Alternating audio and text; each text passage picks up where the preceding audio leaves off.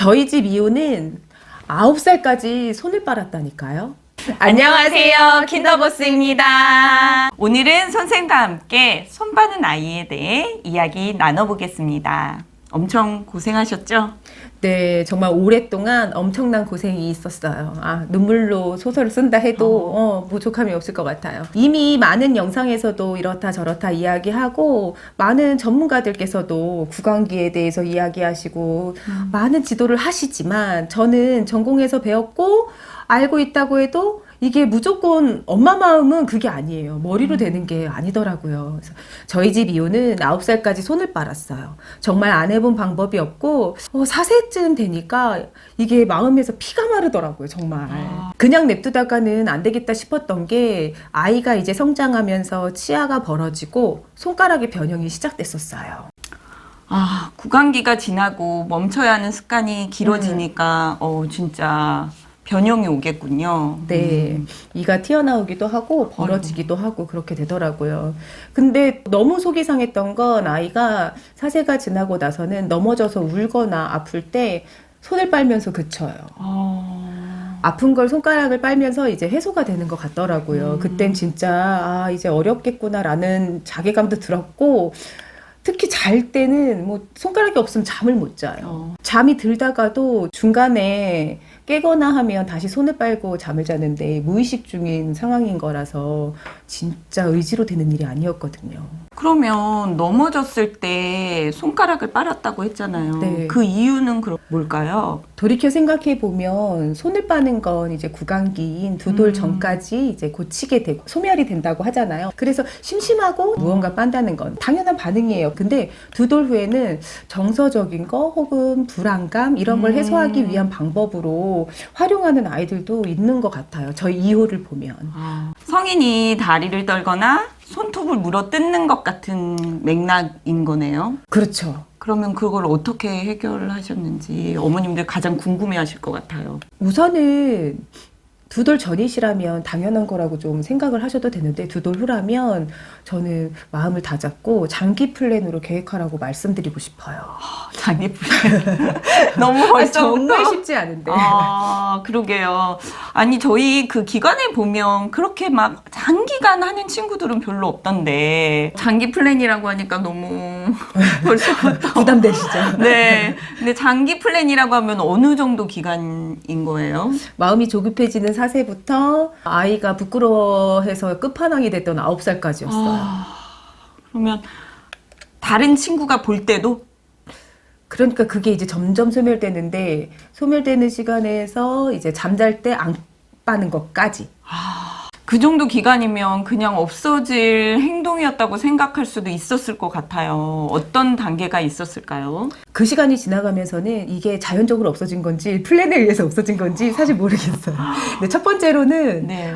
이제 5세쯤 아이가 넘어져서 손 빨고 울 때 그때는 인정해야겠다 생각했어요. 너한테 손을 빠는 행동 자체가 정말 너무 중요하고 너한테 위로가 되는 상황이구나라는 걸 인정하게 됐고 인정하고 나서는 마음이 조금 편해지기는 했는데 엄마가 꼭 중요하게 알아야 되는 건 이 아이가 언제 손을 빠는가예요. 언제. 상황의 전후를 꼭 정확하게 이해하셔야 돼요. 만약에 울면서 손을 빨면서 진정하는 일이 없었다면 저는 그냥 소멸될 거라고 생각했었을 것 같아요. 그때 저는 이제 아이가 아프거나 힘들거나 졸리거나 이럴 때 손을 빠는 걸 알고 하영이는 손 빨 때 마음이 어때? 그러면 아이가 편안해진다 그러더라고요. 나 좋아, 편안해 그러더라고요. 너한텐 정말 의미 있고 소중한 손가락이구나. 엄마한테도 소중하고 진짜 고마운 손이다. 하영이가 속상하거나 손을 빨고 싶을 때 엄마가 더 많이 안아주고 더 많이 사랑해줄게 하고 이제 그 손가락을 인정해줬었어요. 그랬더니 좀 눈치를 덜 보더라고요. 손을 빨지 눈치 보지 아이는 더 힘들거든요. 엄마가 그걸 싫어하는 눈빛으로 쳐다본다는 걸 이미 알고 있었을 것 같아요. 그러면 이제 5세 지나고 이제 점점 걱정은 더 심해질 것 같은데 그래도 이렇게 인정을 해주고 엄마의 마음을 좀 한 손풀 놓으니까 조금 낫을 것 같은데 그 이후에 어떻게 됐는지 정말 궁금하네요. 두 번째 단계, 네, 알려주세요.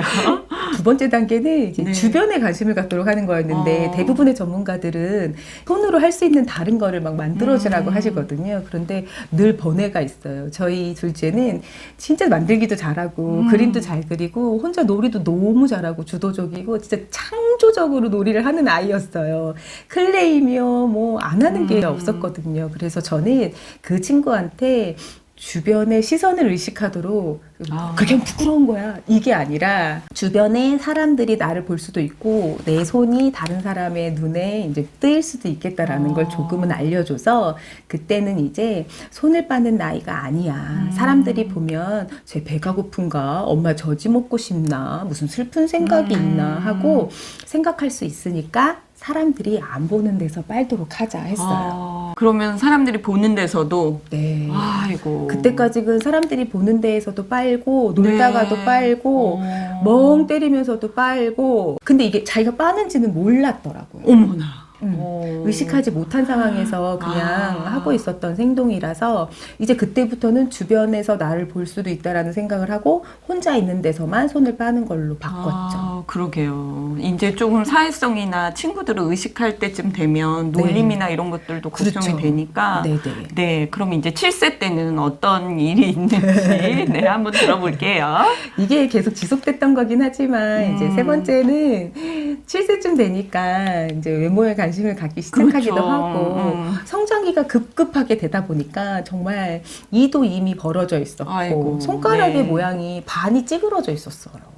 지문이 없을 정도로 빨았다니까. 아이고. 아마 손을 빠는 엄마들 손이 변형된다라는 게 뭔지 되게 많이 아실 것 같아요. 아플 것 같이 보일 정도로 이게 휘어져 있고 그래요. 그때에는 이제 아이가 자기가 사람들이 없을 때 손가락을 빨면서 알아버렸어.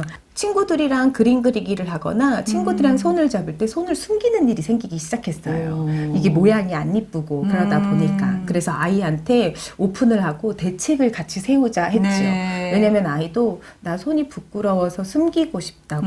그래서 그때는 저도 엄지손이 못생겼잖아요. 그래서 저 얘기도 해줬었거든요. 근데 그 아이가 손가락을 자꾸 숨기게 되고 말할 때도 입을 가리려고 한다거나 엄마 나 이상하지 않아? 그러면서 이제 의식을 하기 시작해서 그때는 그럼 우리 대책을 세워보자. 어떻게 하면 좋을지. 그리고 한 달을 지켜보자 했어요. 네. 그리고 사진을 찍었어요.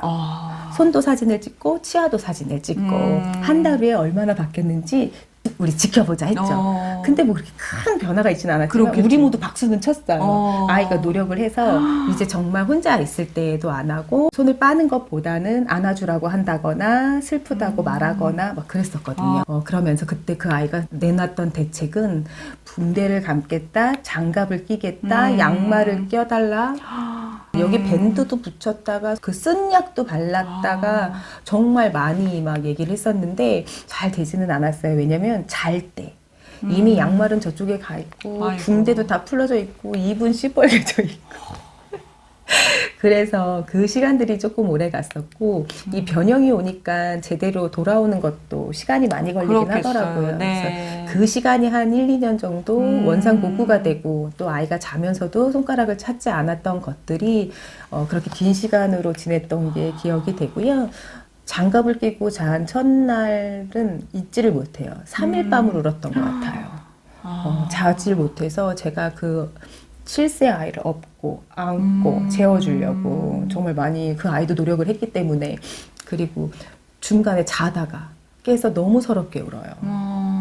손을 빨아야 되는데 막 못 빠니까 서럽게 울고 그게 한 3일 밤 그렇게 샜던 것 같아요. 그리고 4일 밤부터는 뭐 4시간 자고 5시간 자고 이렇게 제가 목소리가 별로여서 그런데 굉장히 슬픈 감기 때문에 목소리가 좀 그렇지만 굉장히 슬픈 이야기였죠. 네, 아유, 드라마로 써도, 이거는 뭐 장편이네요. 네.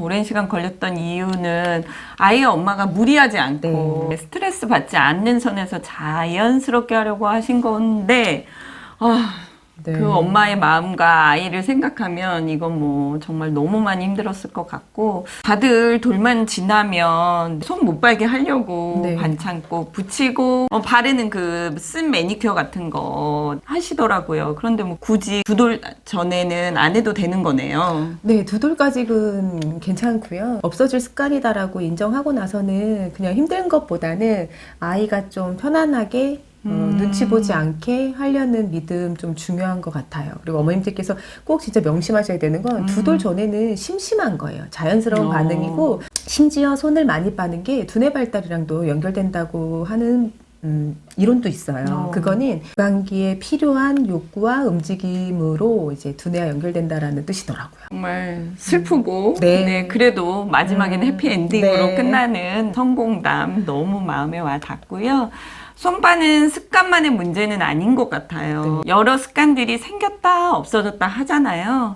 우리 국장님들도 그런 고민거리가 있다면 너무 조급하게 생각하시지 마시고요. 다른 사람들의 말에 휘둘리지 마시고 우리 아이를 먼저 관찰해 보시면서 단계를 잘 잡아서 활용해 보시면 좋겠습니다. 도움이 되셨죠? 좋아요, 구독 눌러주시고요. 다음 영상에서 만나요. 안녕!